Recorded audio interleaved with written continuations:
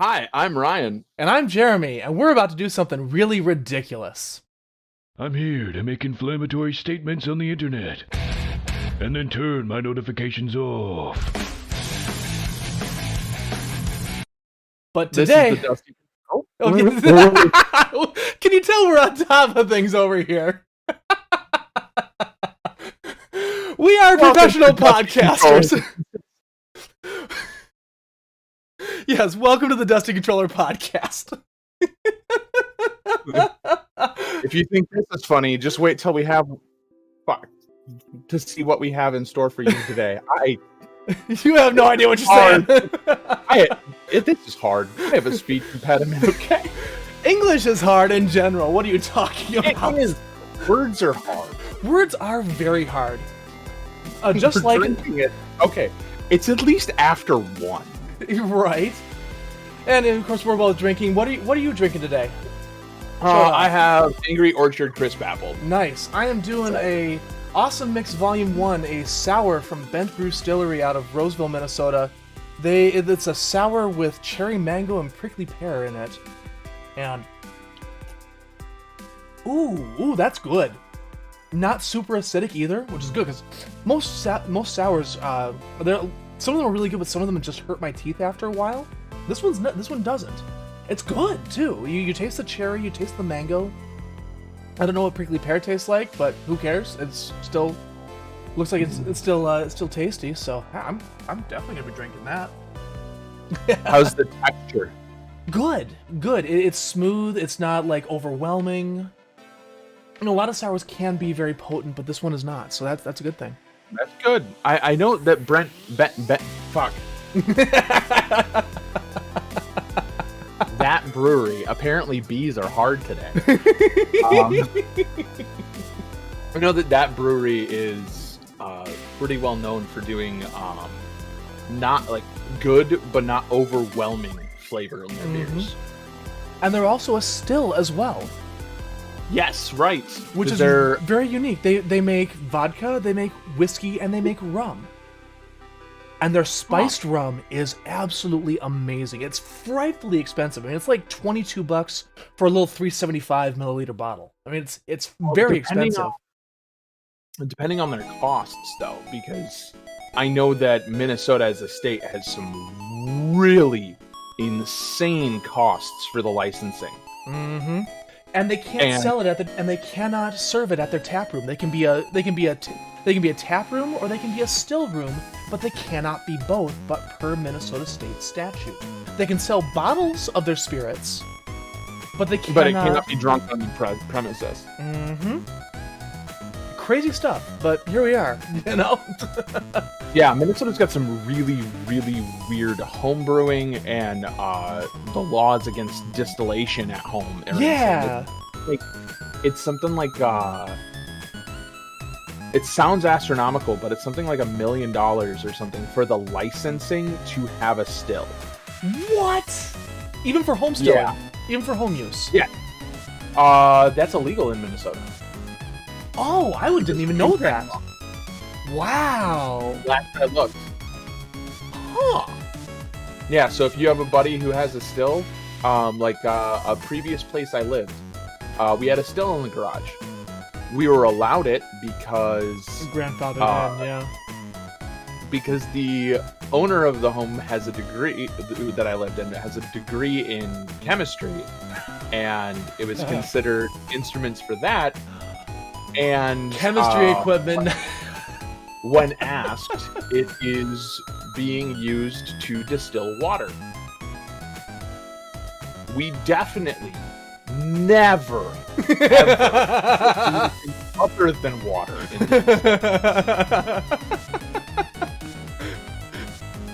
We only ever put water in. Yes. And maybe some other infusions.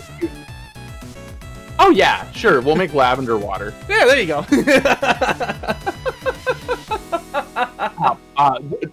Potato water. Yes.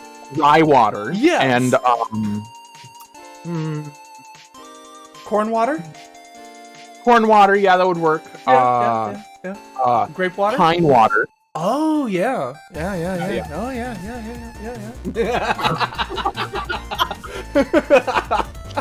Oh my god. Who let us do this? Okay. Apparently you had no parental supervision.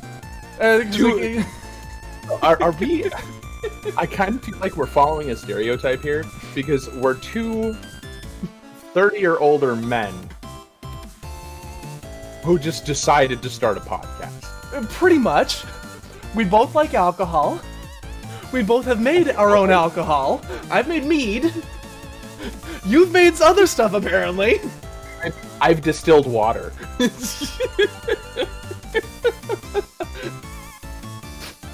It's true. Oh my god. I'm 75% Irish, and my father is from Florida, and I was born in like nowhere, Florida. So I've got two whole sides of family BS saying I should be making alcohol. Right. But you know, talking about alcohol is all fun and all that, but let's be honest, that's not exactly why we're here. No. You know, we are here to do something else. We are here to chew bubblegum and talk about video games, and I think we are all out of bubblegum. We are indeed.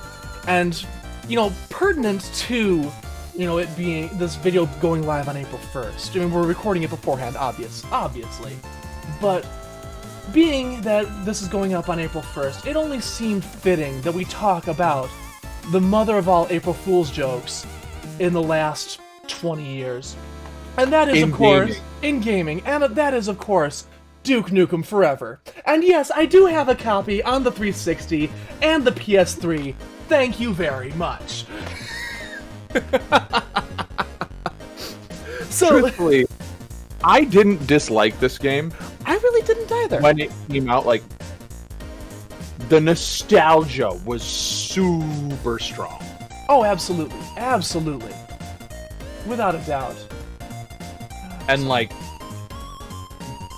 being able to interact and do all of the hilarious little side things, like going into the bathroom and picking up a turd. Total Duke Nukem entirely. Yeah. Absolutely. But on the other hand, it wasn't a game, it was a nostalgia simulator. Well, and that's the funny part about it. I mean, I just pulled up the Wikipedia here just for some points of reference. The game was announced in 1997. The PlayStation 1 was the premier console. And they were fighting, you know, with the N64. And it didn't come out until 2011. That's what? 14 years after it was announced. You think about how many consoles have come out in that time since when it was... Yeah. Think about how many different concepts and stories this game went through in that time. Well, and it shows. Let's be honest, it shows in the gameplay. When you think about it. They switched engines something like 4 times. Sounds about right, yeah. And some of the models definitely did not get the updated treatments. No. And I believe it changed right holders in that time too. Yes, because it was originally developed by let's see, I'm just pulling it up here. It was announced in 1997, and that was 3D Realms was the company that owned Duke Nukem at that time, and they went out of business in well, they actually didn't. Yeah, because they're credited at the beginning. For some reason, I thought they had folded. For some reason, I thought 3D Realms had folded, but they kept the name on it just as a nod to the originals. I thought they got bought out. So what I'm seeing here is that Gearbox purchased the intellectual property for Duke Nukem from 3D Realms with the promise to continue development of Duke Nukem Forever, hired several members of the 3D Realms team, but did not acquire 3D Realms. That's what I'm seeing here in the development. Bought the rights to Duke Nukem, Right, because Randy Pritchford being Randy Pritchford, he's like, he's gonna do what he's gonna do, let's be honest. Yeah. Oh, yeah. But, yeah, so George Broussard was the one who was initially working on it, along with Scott Miller, who was one of the co-founders of 3D Realms. At least from what I'm seeing in the wiki? in the Wikipedia article, yeah. They wound up using the profits from Duke Nukem 3D to fund the development of Duke Nukem Forever. Now, you played Duke Nukem 3D, right? Oh, yeah. What do you remember from Duke Nukem 3D? Like, as far as, like, the gameplay and, like, the atmosphere? Alright, I'm gonna have to pull up, like, gameplay screenshots just to kind of remember. Sure. My memory's gone to shit. It's all good. Because I never played Duke Nukem 3D. My first experience with Duke Nukem was Duke Nukem Forever. And... Oh, that was your first experience. Oh, yeah, Duke Nukem 3D. 96. Yeah, I played the crap out of this. I used to play this with my dad. Yeah. Because this used a modified Doom engine, as I recall. Yes. Graphically, Duke Nukem 3D was not... It was better textures, but it wasn't, like, engine-wise, it wasn't really any different, in my experience, to old school DN. Okay. That's interesting. And it's interesting that there was higher refresh rate, higher frame rate, that kind of thing. But like, it was still it still had that clunky movement nostalgia. Yeah, it's interesting when you think about it, just how many games were like that back then. I mean, you had Doom, you had Wolfenstein, you had Duke Nukem. There was, Hexen was kind of in that same vibe for a little bit. And then, when Quake showed up, like, that really changed things. When Quake and then finally dropped in. Yeah, from Quake, we went into stuff like... Unreal, Half-Life. Yep, and then, god damn it, what's the horror game? Fear. Yes. Fear and Fear 2, and those types of things started kind of stemming off as genres. Well, I would say Fear was more in the same time frame as, like, Half-Life 2 and Call of Duty. More or I guess Call of Duty 3, I guess, would be in that same kind of time frame. Battlefield Bad Company, like that. Like those shooters, I'd classify as categorically different than the Unreal, Half-Life, Quake 3 shooters. But then I'd also categorize those as separate from, like, the Doom, Wolfenstein, Duke Nukem shooters. Well, I would categorize all of them as story shooters. At least the first couple Call of Duties. Half-Life is definitely a story shooter adventure. I mean, it has other genre pieces to it than Duke Nukem does, but all of them are a basis of story shooter. Okay.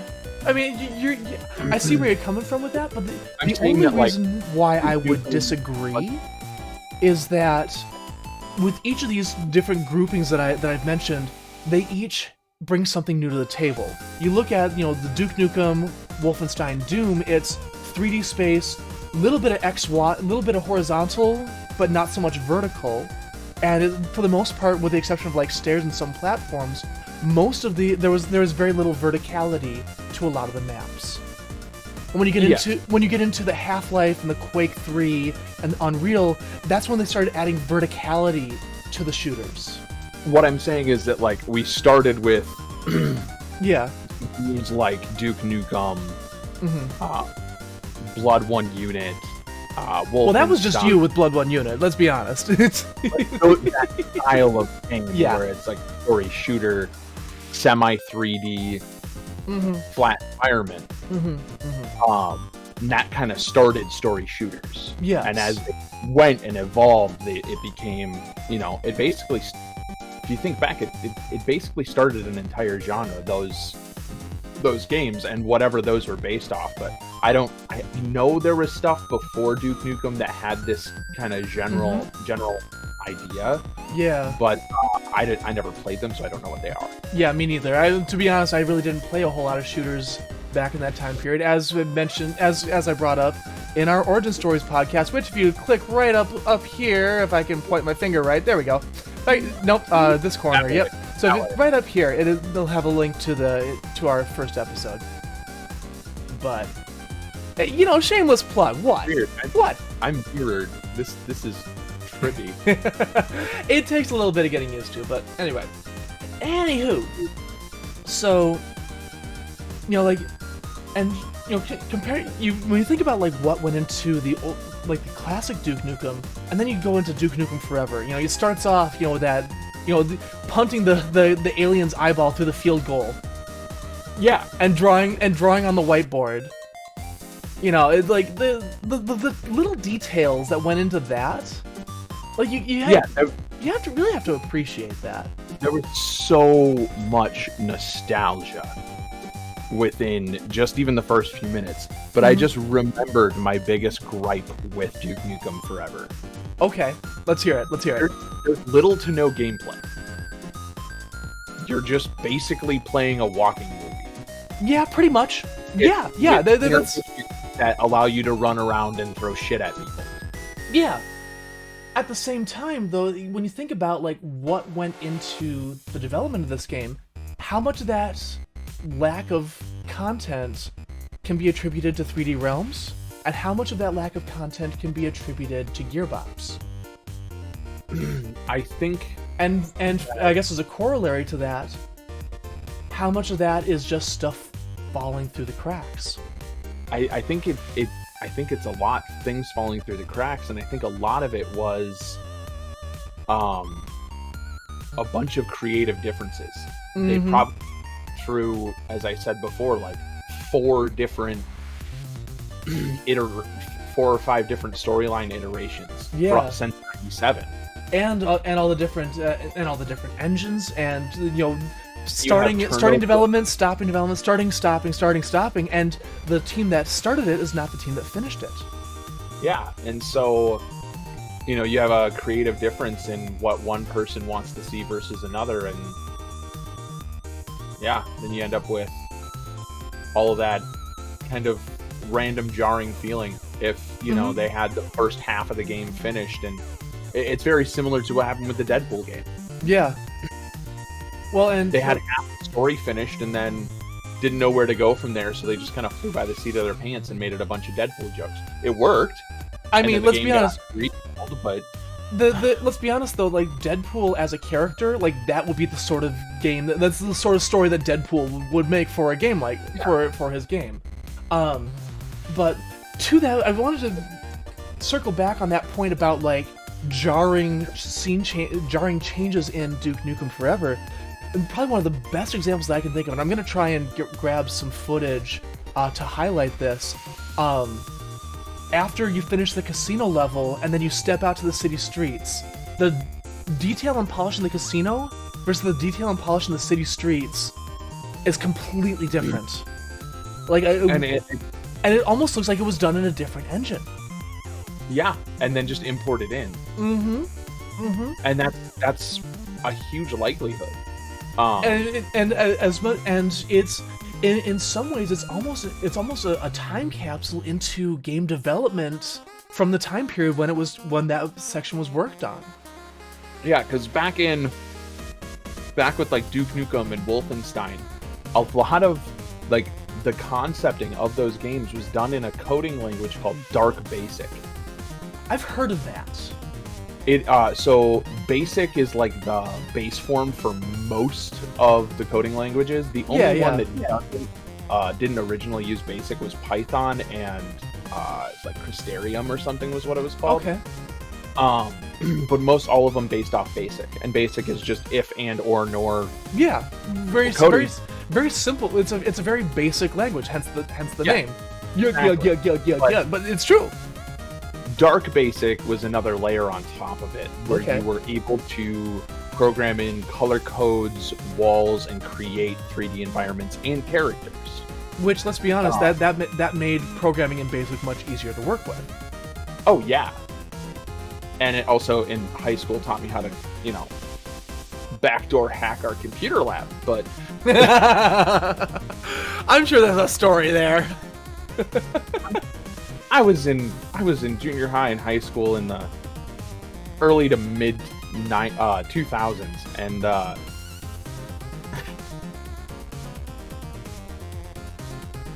they hadn't really updated our school's system since like mid 90s. Why am I not surprised? So, like, the firewall, no one knew about proxies. No one knew about how to just backdoor their firewall. And I'm sure And they then didn't know about NetSend either. No, so I was able to door into their system, take over an entire computer lab, and make it so that every single Mac in the whole frickin' library played the Epic Sax Guy music. Oh god. Now, Oh, I God. timed it wrong, and most of the time that it was playing was when no one was in the school. Oh, that's funny. That's actually really funny. But just imagine how tripped out that janitor was.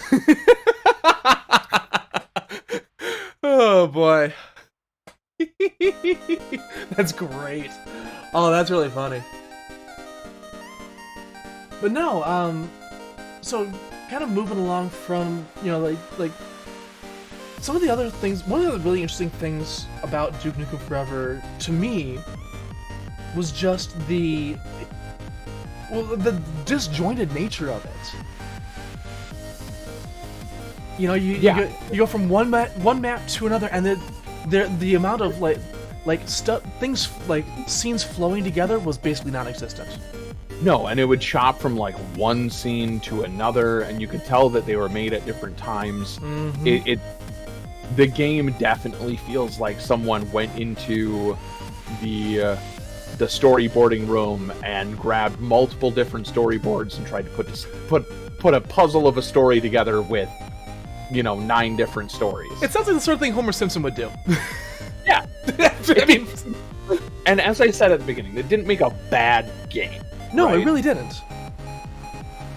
Like that's the crazy part is, They're not naked, they're wearing a skin-toned dress. yes, that's why it's blurred out. With the camera blur, as you were climbing across the bed, it looked like you were naked. Hi. Just kind of fading in and out of. I just wanted YouTube to know that she's wearing clothes. Please don't censor us, Mr. Algorithm. Please don't hurt us. Oh boy.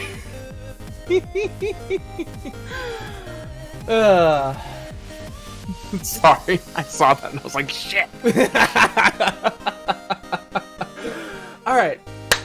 Anyways, so yeah. Yeah, we'll get some gameplay clips on this, but And also, I'm going to be streaming this tonight on my over on my channel, so I'll have links down below in the description.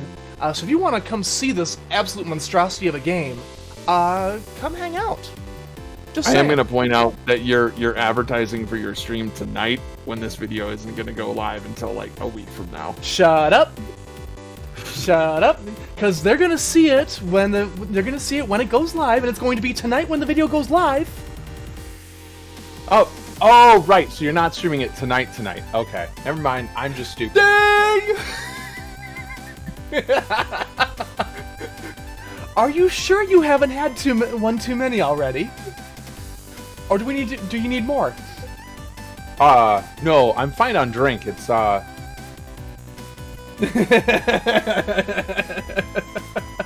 actually perfectly legal in the United States because of farm bills. Yay! Anyways, moving Not on. something I want to talk about in the podcast. I love you. Anyways. That's for a different podcast. Yes. Anyways, so I want to ask you, what was your favorite part of, have you played Duke Nukem Forever? Yes. Okay, what was your favorite part of Duke Nukem Forever? The shenanigans. The shenanigans. Okay, elaborate, please. The storyline wasn't really there to me. It wasn't there enough that I can even recall what the storyline really was. I know it was. Let's be honest, it didn't really matter. You're Duke Nukem. You're fighting pig cops and aliens, and that's all that you need to know. Yeah, it was the aliens invaded again, and Duke Nukem had to come out. That's right, he had to come out of retirement, and he was the only one that could do it. I don't even remember what the final enemy was. It was a rather lackluster final fight, actually. But the shenanigans, like being able to, basically you'd ask the question of, oh, can I go interact with that? And most of the time, the answer was yes. Yeah. Yeah, You could go flush a toilet. You could take a shit, pull the turd out, and throw it at somebody. You could do that and go into a strip club and throw turds at people. The game appeals to every juvenile fantasy you could ever come up with. Yes. And that's not necessarily a bad thing. But like, okay, I was thinking, oh, I had to have been like 14 when this game came out. No, I was 19. And I was even older. And we still enjoyed it. Yeah. Yeah, like 14 years old throwing turds at frickin' pig cops. Right? Like, and it is so absurd. And I will say, I did love they decided to take the piss out of Gabe Newell and said, I fucking hate Valve puzzles. Yes, there was that, and like that was a fun moment. Like that was fun. The other thing I really, really liked from this game was, excuse me, the cider. Woo-hoo-hoo. It was the dialogue, just the amount of one-liners that and absurd one-liners. Yes, absolutely. Yeah, and like almost everything that you could interact with had its own at least one, if not multiple, one-liners associated with it. The amount of voice lines that voiceover artist did. John St. John is a legend. Just saying. Yeah. John St. John is a legend. The fact that Team 4-Star got him to read 50 Shades of Grey at a convention, and he actually read a page out of 50 Shades of Grey in the voice of Duke Nukem is comedy gold. Oh, that's perfect. I love it. I'm gonna see if I can get a small clip of some of one of his lines or something into this, because it's too good to pass up. Yeah, and I have a question for you. If a new Duke Nukem game or movie came out, would you immediately go to buy it from just nostalgia? Probably not. Probably not. And the only reason why I would say probably not is because I didn't really have that long nostalgia connection to Duke Nukem. Like I said, DNF was my first DNF game. It was my first Nukem game. If I asked you to go see a movie, would you go with? If it was to a midnight release with a bunch of people who are Duke Nukem fans who were ready to take the piss out of it, sure. Okay. Because, let's be honest, Duke Nukem, for as funny as hilarious of a character as he is more or less meant to be a punchline. Yes. He's not meant to be this, like, he's not meant to be taken seriously. He's not meant to be the character of the, like, he says, I've got balls of steel.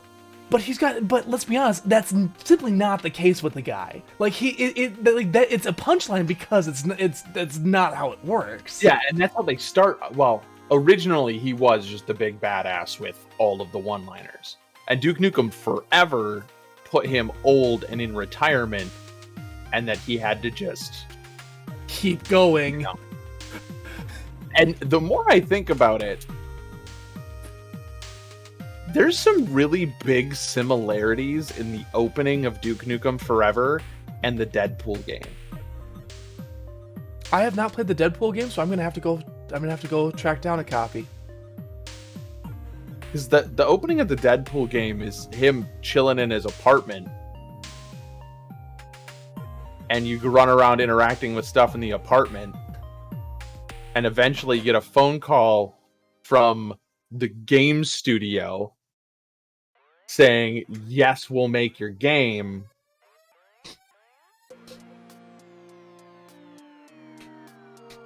And then you leave the apartment. Son of a bitch.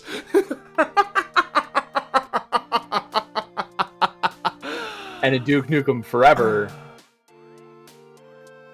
if I remember correctly, well, it starts with the movie. It starts with the movie scene where you're in the football stadium. It's where it starts in the football stadium, but then you're back at your apartment in the Duke Nukem casino. Yep. And you can run around, interact with random stuff. The twins. And then, yep. And then you get a phone call, right? Mm-hmm. Mm-hmm. Uh-huh. Uh-huh. Coincidence? I think not. I think Duke Nukem is why I like Deadpool so much. You might be onto something there.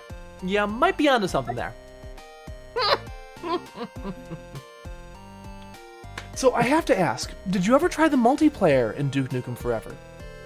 No. The multiplayer was actually not half bad. I tried it out a little bit when I first got the game. I've played on the 360 initially. Same. And honestly, it was not bad. It really wasn't. I didn't mind it. No. What was was it PvP shooter or what was the mainly free for all deathmatch? I think they had like an oddball type game. They had CTF. You know, it was the weapons from Duke Nukem, and you're all a bunch of Dukes, and you could change the color of your pants and your shirt. So it was, and then they did oddball. It was trying to have a multiplayer mode similar to like Halo and it was very tacked on. I will say, and they had like a leveling and progression for, you know, you get a bunch of kills and you start gaining experience that unlocks like so you'd have like your own crib for your character that you could have like statues of Duke, and you know there's like the pig cop skull that you could mount on a wall, and you know like they're like different little Duke nods as things as you leveled up. Okay. It wasn't bad. It really was not bad. I did not mind it. I might have to find you a copy of like OG Duke Nukem for you to play on stream. Probably Good Old Games. Probably could probably do it that way. Or if you can experience what it was. Yeah. I wouldn't mind trying that out, in all honesty. Just for the history factor and all that, you know. Yeah. Especially you could do it like a week after your Forever stream, and then have the comparison. Potentially, yeah. That could be fun. That could be good. Now I could hop in that stream and just start mocking me the whole way through. Oh, you missed a secret. You totally would do something like that too, you son of a bitch. You're going the wrong way. Shut up! It totally would be like that too.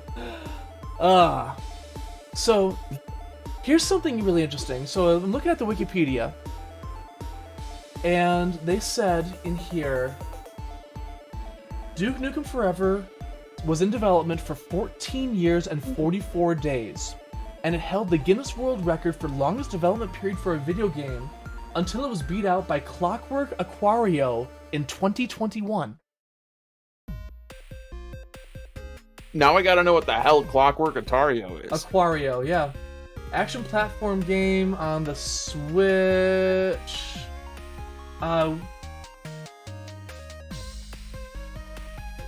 Was created in 1992 and then was finally released in 2021.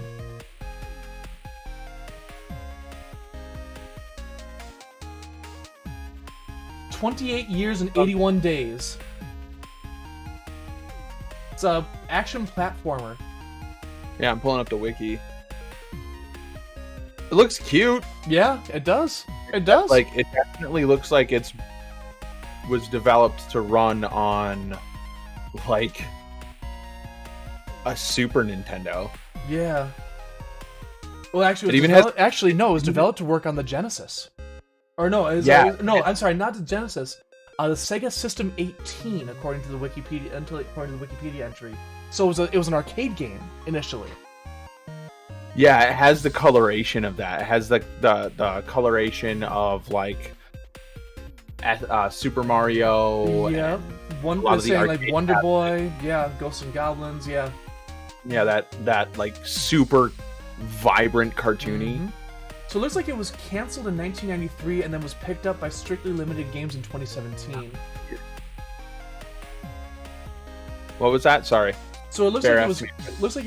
it started development in 1992, was canceled in 93, and then was picked up by Strictly Limited Games in 2017, working alongside the original developers. That's kind of cool. Yeah, it's super cool. Huh? The things you learn while recording a podcast. Right? I'm curious about this, so I might actually look it up on the Switch. Apparently, it got mixed reviews, so. I mean, I like shitty platformers, so So then they'll probably be right at home with that one. yeah. Thinking that might become what my Wednesday streams are, is just Mhm. platformer night. Yep.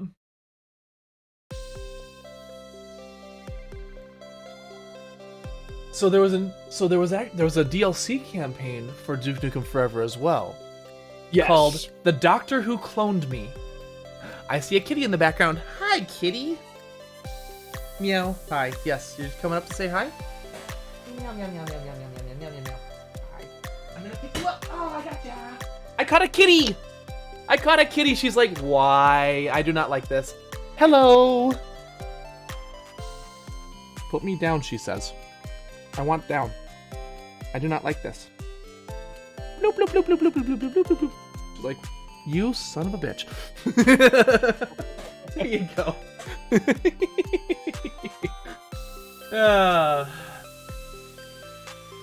Right, because they made like episodes afterwards.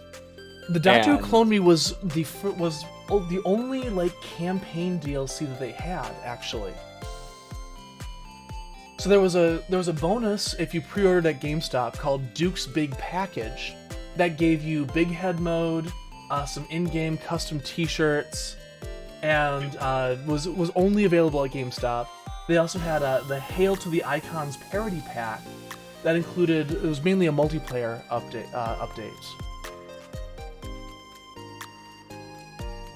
And that came out a couple months after. They did. I guess they did 2 extra episodes. But only the Doctor Who Cloned Me was what came out.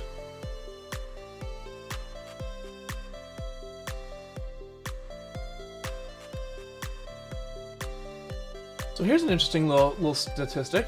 According to NPD, Duke Nukem Forever sold 376,300 units in its first month. And that does not include digital copies from like Steam or others.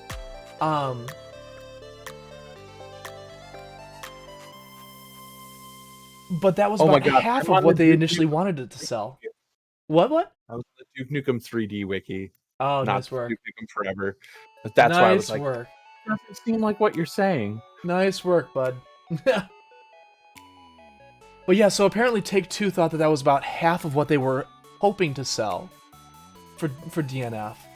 But they still said in an earnings call that the game was still going to be profitable.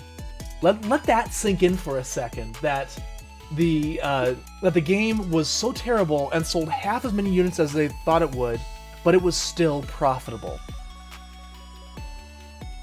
Makes you wonder how much they paid for that license in the first place. They probably paid dirt. Mm-hmm. And it shows. yeah, it shows. And truthfully, they it explains the the long development and the patchy story. Mm-hmm. Yeah. Well, there's an interesting another little interesting tidbit here that I saw. At E3 2001, they released a trailer of Duke Nukem Forever.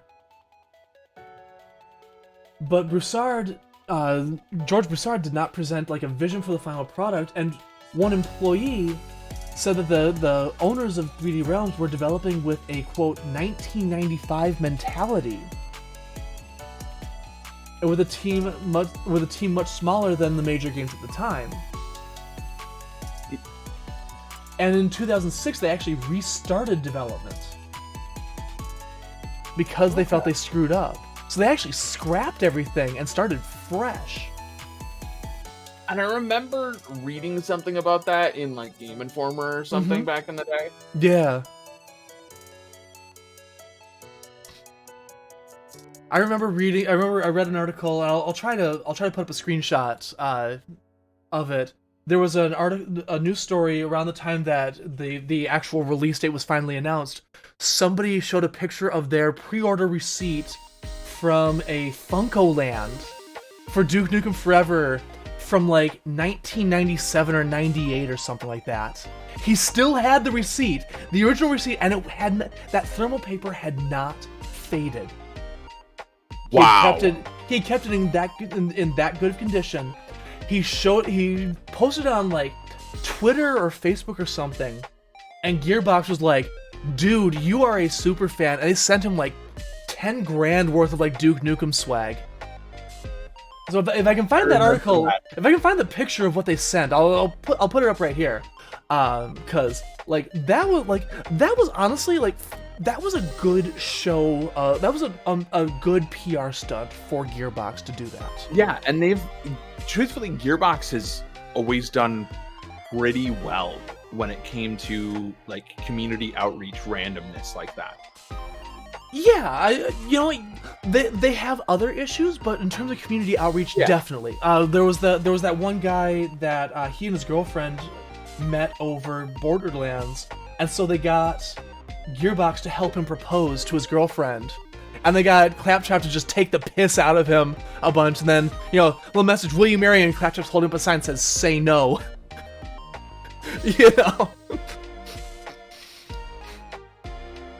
And of course, in true Claptrap style, and of course she said yes. Yeah. So like when it comes to community outreach, they are really good about that. I will agree with you on that. I have other misgivings about Gearbox, but that's another story. But anyways, on that note, though, if Gearbox does fix some of their shortcomings, I feel like they could take a place similar to how Blizzard was seen over the last until recently. Yeah. Okay. I could give you. I can agree with that sentiment. Yeah, where they make games that may or may not be AAA profit-wise, but they'll be AAA in terms of polish and gameplay, and they'll be long-lasting icons. I mean, and continual support. That's something that Gearbox does a great job on too. I mean, sure, you look at like StarCraft. You look at how many people are still playing Brood War competitively, and that game came out the same year, and Brood War came out the same year that Duke Nukem Forever was announced. Let that sink in for a moment. Yeah. Like, that's crazy to think about. Because it celebrated its 20-year anniversary about StarCraft is 25 years old now. Yeah. But I will say the remake sucked. Yes, that's what I heard. During a tournament. I saw that! The server crashed something like 3 times in the finals match. I saw that! That was... So... Microsoft had similar flack pretty early on with Killer Instinct on the Xbox One. and they made damn sure to fix that within like a week of that happening at Evo. Yeah.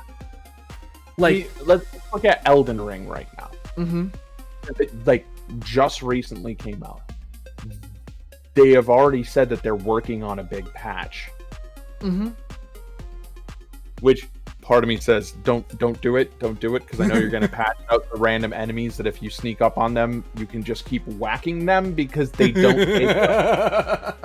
Let me have my fucking rune farm, okay? You know, sometimes bugs deserve to stick around. Speaking of one, this is super random. Final Fantasy 14. Mm-hmm. There is a bug that, like, 1 out of, like, some million chance, when you go to, like, get on your mount, Yeah. you don't sit down, you just stand on their back in, like, a T position. Your T-pose on the That's funny. And I when was thinking started more along the lines of bugs like the okay. Square Enix found out about the bug and announced that they were working on a patch to fix it. Okay. And the community clapped back so hard saying, no, we love this. Because what would happen is in areas where people would hang out and get on their mounts and stuff, Mm-hmm. if it happened to someone, they wouldn't let their character time out. Just in some city showing off that, yes, I got this to happen. It was a rare enough event that when it happened, everybody lost their fucking mind. Yes. I love it. So, because the community wanted it, Mm-hmm. they brought it. They didn't patch it out. And I was thinking of bugs that actually became features like skiing in Tribes or the slide jump traversal mechanic in Warframe. That people figured out that you could move faster by slide jump, glide, slide jump, glide, slide jump, glide, and you could traverse large sections of the maps very easily, and it looked cool as hell doing it. It felt fun doing it, and so the developers were like, okay, shit, we're just gonna keep it in. People like it. It's fun. I will say, you can tell when they decided to just keep it in and then build maps that were designed for it. Because, like, you go through the first, like, 4 or 5 planets in Warframe, and you do that trick, and you're from one end of the level to the other, almost like with no fighting, no issues whatsoever. Well, they've actually reworked all the starting planets like 3 times over. Oh, good. Yeah. Oh no. I'm saying this from, I haven't played the starting planets in a few years, so. When was the last time you played Warframe? Probably 2017 or 2018. So they've had one more rework since then. But they had 2 reworks since the inclusion of the slide jump. The slide jump decision was made back in like 2012. In all honesty, like 2011, 2012. Okay, then I don't know. Yeah, but that or the people I played with just knew the routes. Well, and that also helps too. Like, yeah. But anyways, circling back to. I haven't played Warframe in a while because I'm mad that I can't get because I played on PlayStation. I want to play on PC and I can't get my character or my frames that I paid for. So I'm annoyed. They are actually changing that. Good. So you can migrate. You can set up on wherever you want. You can set up wherever you want. Similar to they're gonna start running unified accounts. Fan-frickin-tastic. Mm-hmm. I have one on Xbox and I have one on PC, and between the two, I've got almost 1,000 hours. Yeah, I have like 4 or 5 prime frames, 2 of which I like saw out the parts for type of stuff. Like, yeah. So like, I don't want to lose that. I have the Latran Wraith that was given out as a reward from the Cryotic Front event in 2014 on my Xbox profile that you had to earn by excavating 3,000 cryotic in a single run. And not only that, but on a 30 to 35 zone. Okay. And my party had Stalker show up in the process. Oh gods. We kicked his ass. And I got a dread blueprint out of him. Damn, son. I already had 2 of them. Okay, well, you rolling in it then. My clan at the time was really good at hunting Stalker. Like, we ran assassination missions like nobody's business. Because we would grind for the Rhino. We would help everybody grind for Rhino, Ember, basically all the assassination missions. My clan had those down. Like, we knew how to kick everybody's ass. But that also meant that we were marked for death by Stalker a lot. So when we were, it means that when this cross-platform stuff comes out and actually happens, that you and I should play some. You know what? We probably should. That would be kind of fun. Be a fun stream. Yeah, but no. So basically, what would happen is, anytime one of us would be targeted, we'd announce, "Okay, Stalker on me," and then we'd all basically group around the guy. The guy that's being targeted would just run like a bat out of hell, and the Stalker would just be targeting him. So then we would all just focus fire on the chump and take him out. We had it down so that, you know, if you're being targeted, you don't fight him. You just run. You kite him. You run in circles around us, and we'll just kick his ass. Effective. Yeah, very actually. It was very effective. We knew how to do it, and we knew how to make it work. But yeah, so when you unlocked the Latrin Wraith during the Chaotic Front event, not only did it give you a weapon slot for completing it, it gave you the rifle, and it was already potatoed. So it had double mod slot capacity already put in. Shit. It already had the reactor in it. Yeah. Wow. Yeah. That's a hella reward Yeah. for an insane task. Yeah. But so the Latrin Wraith, the fun part about that one was the crit chances through the roof to begin with. It's got a high crit chance to begin with. And then when you stack the crit chance mod on top of it, you're basically guaranteed yellow crit with about like a 40% chance of a red crit, which does 200% damage, which does basically a 200% critical.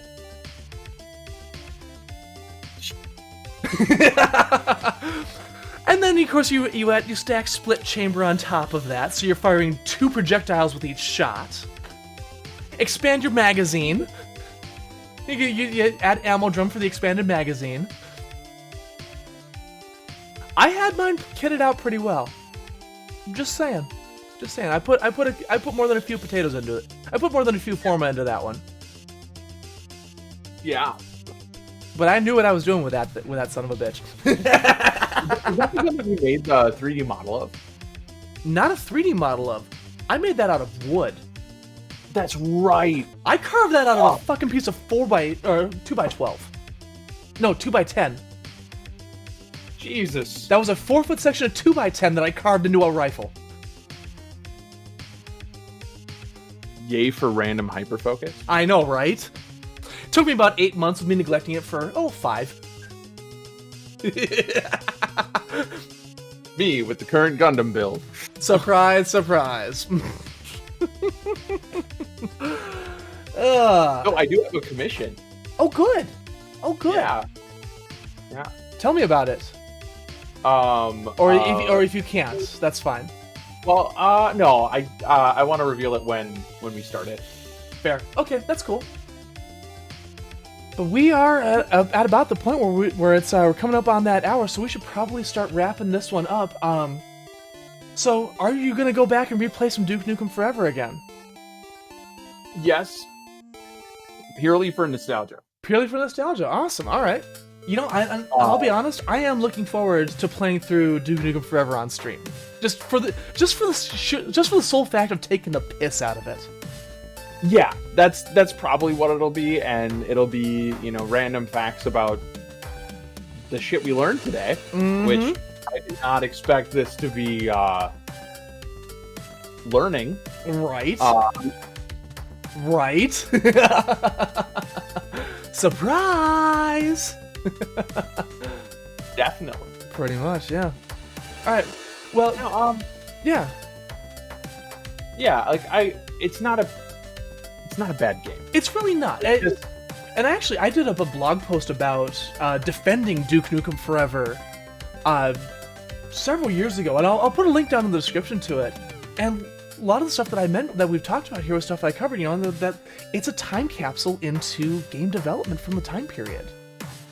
Yeah, I feel like in a few years, it's probably going to just end up considered a cult classic.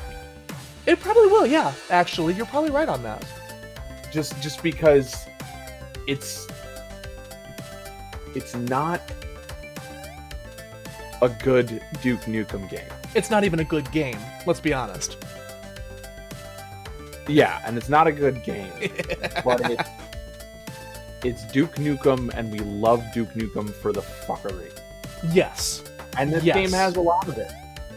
And lots of it. Yes!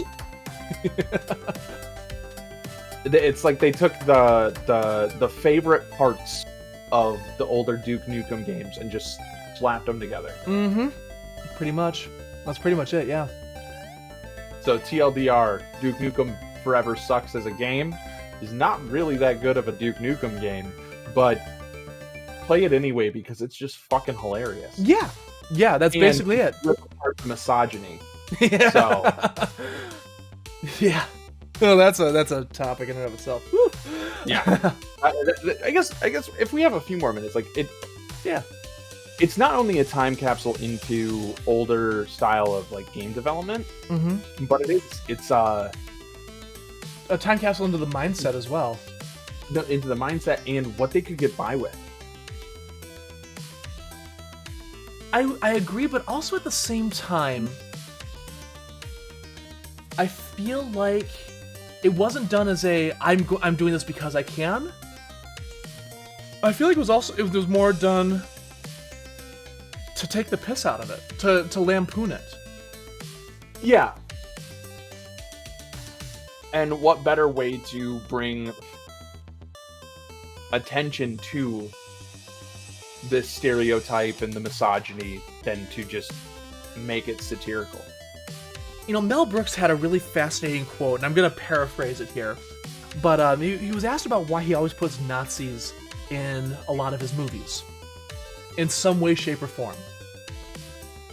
One of the reasons why he does that is because if you want, he said it was, and this is me paraphrasing here, but he said, if you want to take away somebody's power, make them the punchline.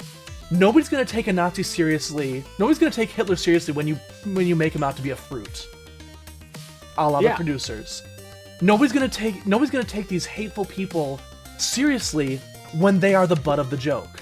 You look at the cowboys in Blazing Saddles. They are horribly racist, and nobody thinks they're the good guys. Everybody says, "Oh, these guys are a bunch of idiots." They're the butt of the joke, and just because, and even though they're racist, nobody wants to treat them that. Nobody thinks of them as anything like that. Yeah, it's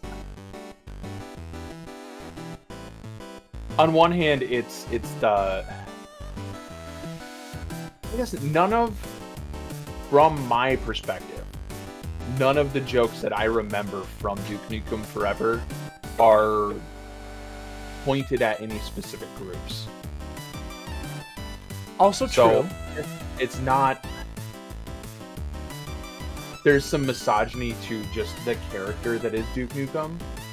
And the I feel like the joke with Duke Nukem Forever is that Duke is this macho, roided up, strong man. I've got balls of steel, but at the same time, nobody takes him seriously, even though he's I've got balls of steel. Look at me, I've got balls of steel, and it was yeah, whatever. Yeah, he is a womanizer. He chugs beer. He slaps titties, but nobody takes him seriously because he's so ridiculous. Yeah, and I guess it's nobody would ever say, "Oh, this is an ideal to strive for." Yeah, I definitely don't think that it was something... That game was not target audience at a younger demographic. That was target audience at those who played Duke Nukem. Absolutely. So, yeah. Absolutely. But yeah, I think that's about gonna wrap it up here for us. The music today has been provided by Stream Beats by Harris Heller. You can find all sorts of great music in a variety of genres, from chiptune to lo-fi. And they got a new rock album that's just dropped recently, which is really good. And it's available on all of your regular streaming platforms. YouTube, Spotify. You can even direct download the audio from streambeats.com. And all of it's DMCA free, and on the rock album there is versions with lyrics and without. And safe for streaming, safe for podcasts, safe for your media, wherever it is. As a reminder to everybody, we have our links down below for our Twitch and our Twitters and all the social medias. And I'm Jeremy today. And I'm Ryan today. And this has been the Dusty Controller Podcast. We know what we're doing. DDR Freak. And he streams at Archangel 7. And this has been one wild April Fool's joke. I hope you guys have a great day. Thank you for watching. Later.